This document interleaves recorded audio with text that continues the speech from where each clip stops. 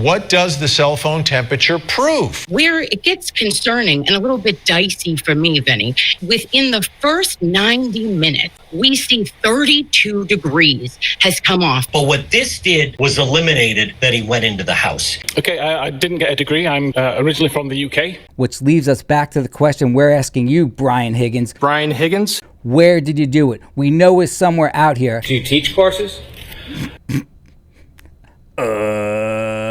I do teach webinars. I don't teach any actual courses. High school TV VCR repair, computer programming, electrician, animal care specialist. So I have a blog. He clipped John O'Keefe. He fell backwards, hit his head, broke his skull. There he lay on the ground, lying on top of his cell phone. We're starting a mini-series dedicated specifically to the data on John's cell phone once he arrived at 34 Fairview. We are going to produce multiple videos specifically with regard to the temperature of the cell phone because it's so important, as we're going to see. Let's keep watching. Would you kindly introduce yourself to the jury? Yes, my name is Ian Whiffen. Ian Whiffen. I'm a digital forensics examiner and decoding product manager for Cellbrite. Decoding product manager at Cellbrite. You just mentioned Cellbrite. Is that where you work?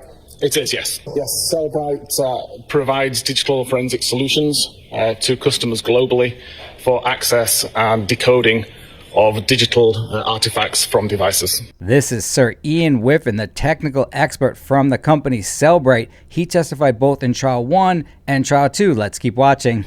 Now, sir, if I could ask you just a few questions going back to some of your educational and prior work experience. Starting sort of with your undergraduate work, what, if any, where did you go to school and what, if any, degree did you receive then? Okay, I didn't get a degree. I'm originally from the UK. Where I did qualifications in computing, a higher national certificate in computing. What the hell is that? Where I did qualifications in computing. Qualifications in computing. A higher national certificate in computing. Higher national certificate in computing. We had the team look up what Sir Ian was talking about, and apparently there is a government-run program. It's not college, it's not university, it's not even equal to an associate's degree here in the United States. But to me, it reminds me of something very familiar from my childhood. There's so much opportunity in the workplace today if you have the right skills. To get those skills, you really need to train on the right kind of equipment. That's what the people here at ICS believe. They're the experts in at-home career training. That's what I remember. Choose from any one of these programs: high school TV VCR repair, computer programming, electrician, animal care specialist, auto mechanics, PC repair, bookkeeping, legal assistant, medical office assistant, hotel restaurant management, learning the personal computer. Where I did qualifications in computing, a higher national certificate in computing. That still doesn't sound that qualified. I'd rather hire someone that graduated from Sally Struthers University. And then joined the police in 2004. And what department was that, sir? That was response work. So South Yorkshire Police as a response officer.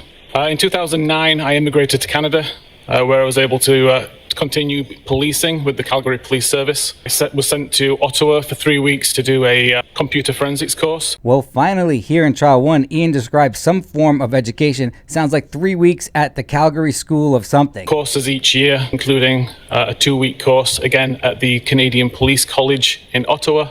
According to my math, he has 5 full weeks of training. In 2020, I left Calgary Police Service and began working at Cellbrite as the Senior Digital Intelligence Expert. He's already a senior level with that little experience? Where I would use my knowledge of the forensic community to assist the developers with creating and maintaining a program. What you do in Initech is you take the specifications from the customers and you bring them down to the software engineers. Yes, that's right. Why couldn't the customers just take them directly to the software people, huh? Well, I'll tell you why. Because engineers are not good at dealing with customers. As you've progressed through the field, do you continue to take classes? I've not taken a class now since I actually joined Cellbrite and did the basic foundational courses that Cellbrite offer. So you physically take the specs from the customer? Well, no, my secretary does that, or the fax. Do you teach courses? I do teach webinars. I don't teach any actual courses. Do you ever write papers about the subject? I do. So I have a blog. So when one of your papers is peer-reviewed, can you tell us what that means? Yeah, essentially, other forensics examiners would read over the the paper that I've written, do their own testing. With real medical research papers, they have what's called a peer review, which means that other people in your profession actually review the data and then give an opinion. Here, Sir Ian Whiffen claims that his blog posts are being peer reviewed. They're testing and research to what I've conducted and make sure that what I've said is consistent with their findings.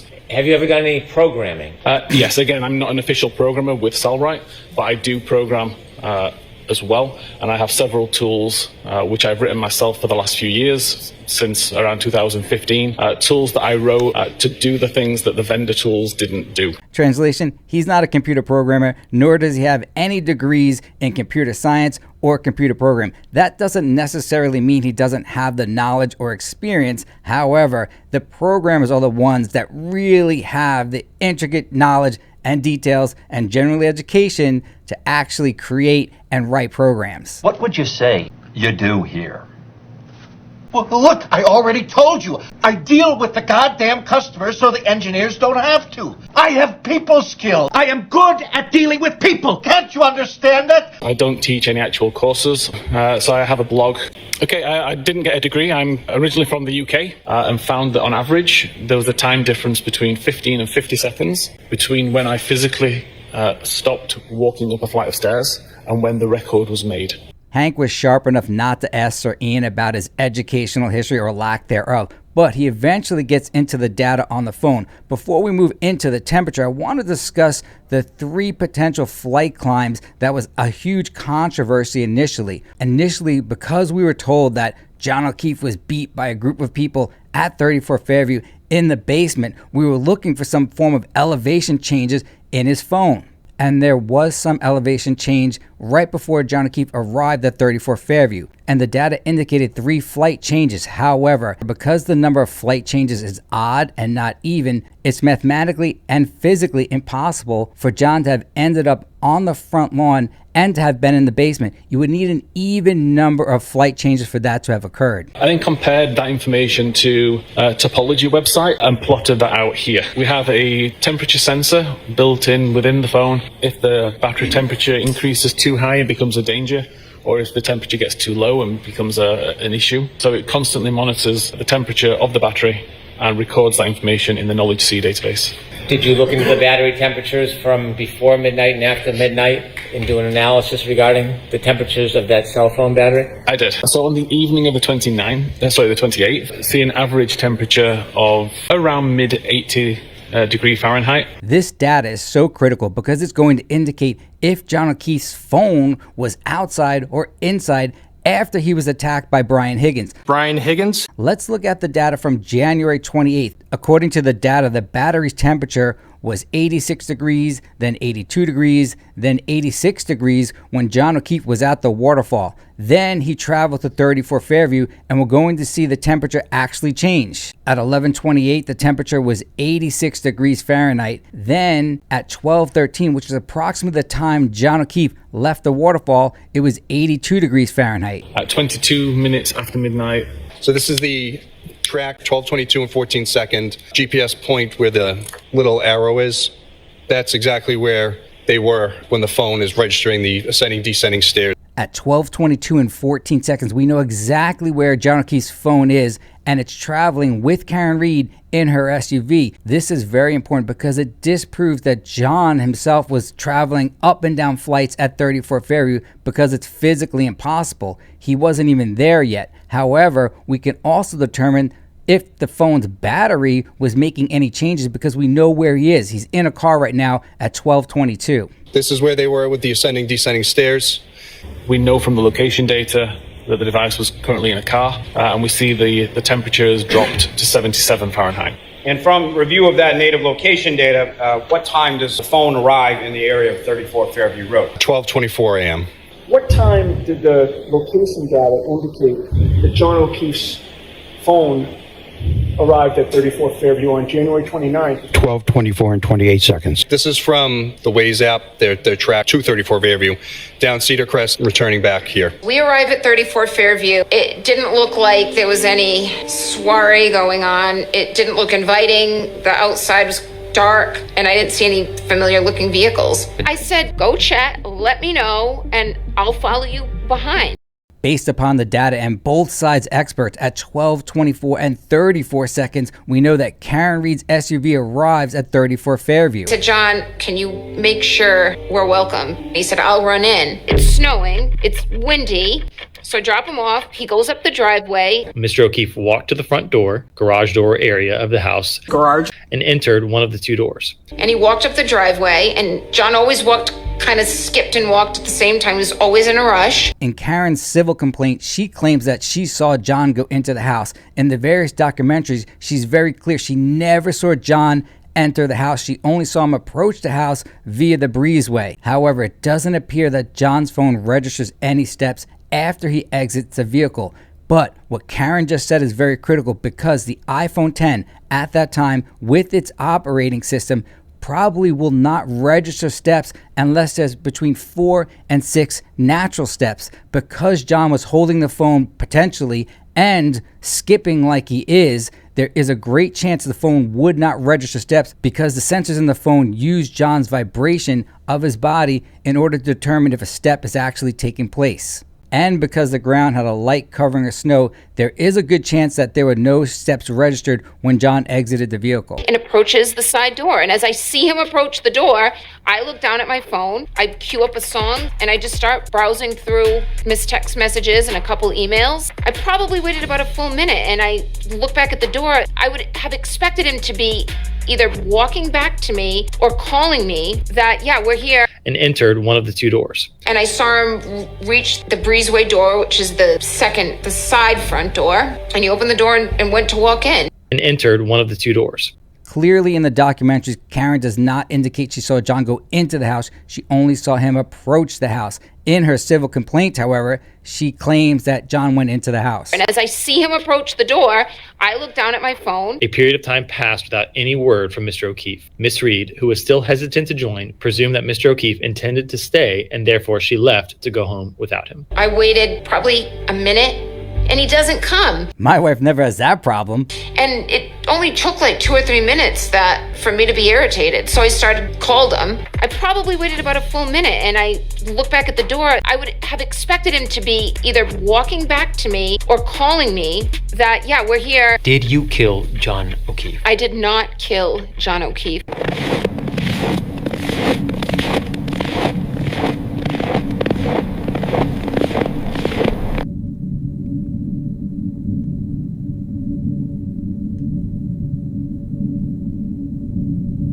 Where did you do it, big boy? Was it on the side of the house?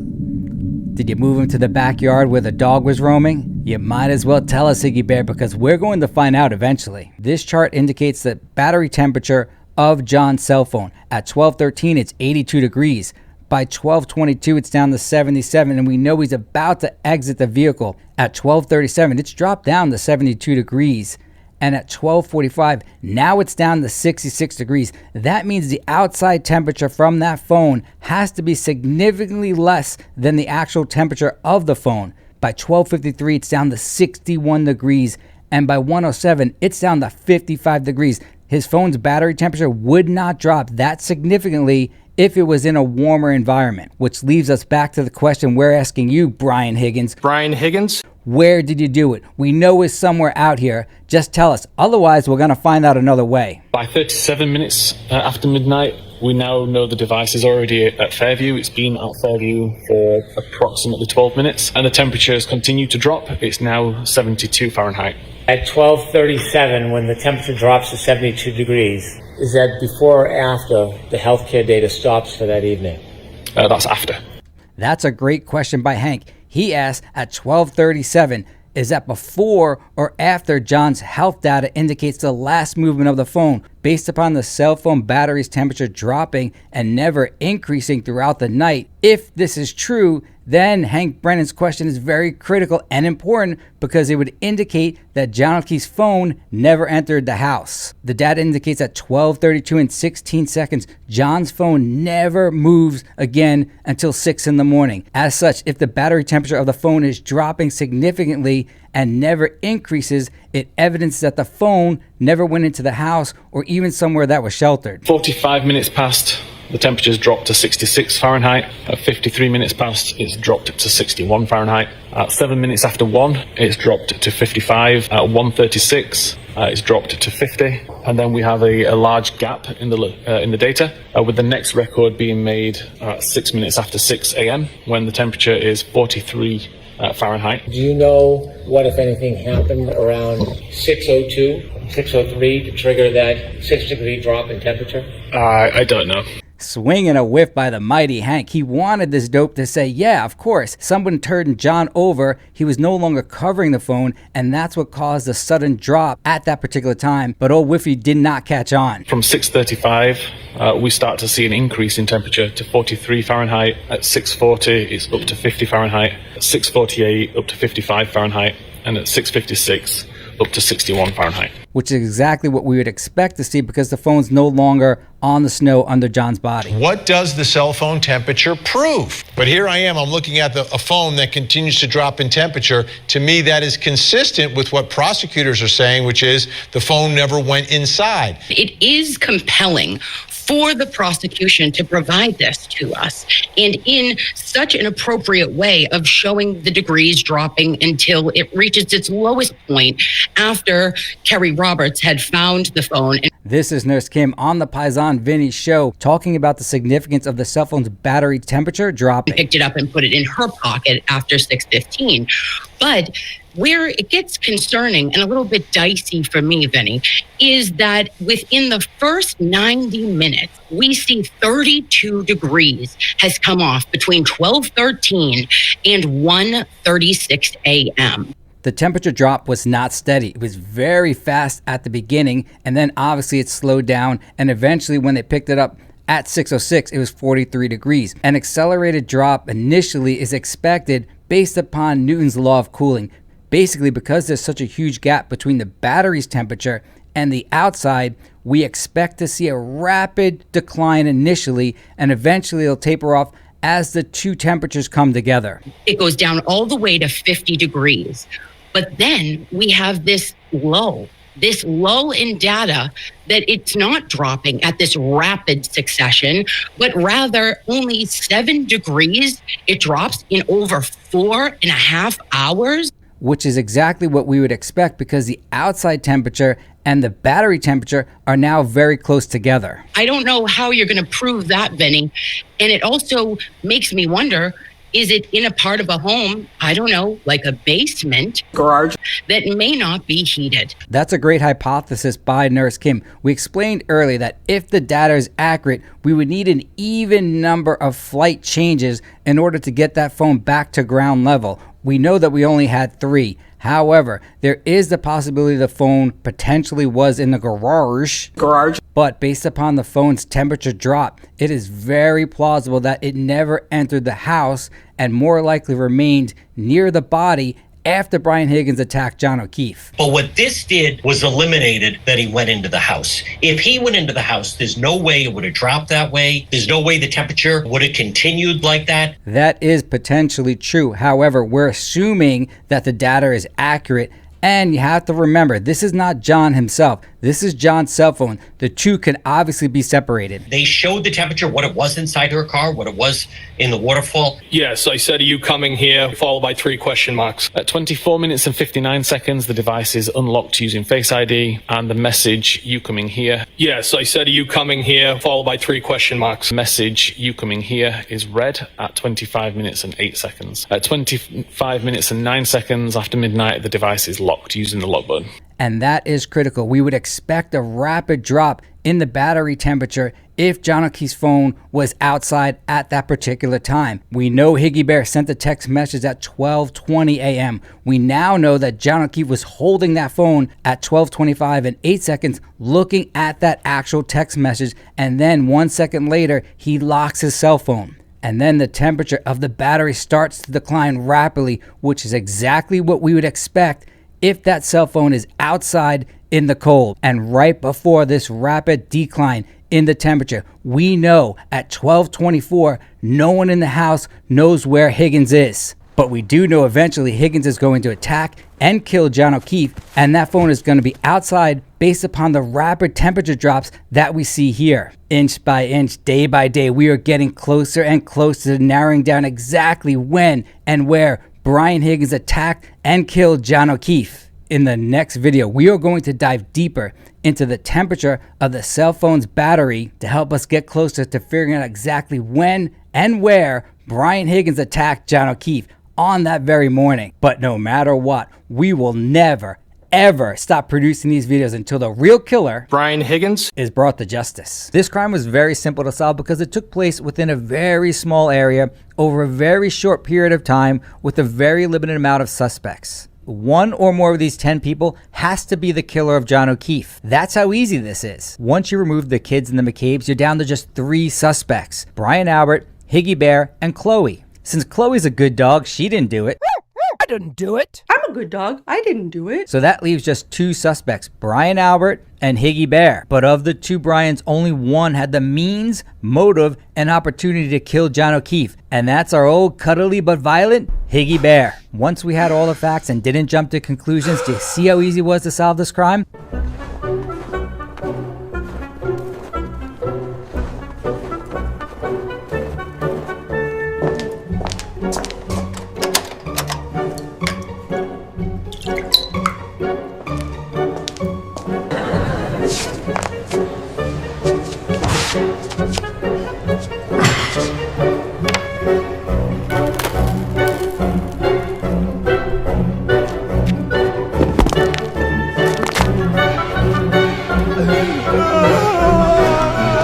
I got an idea.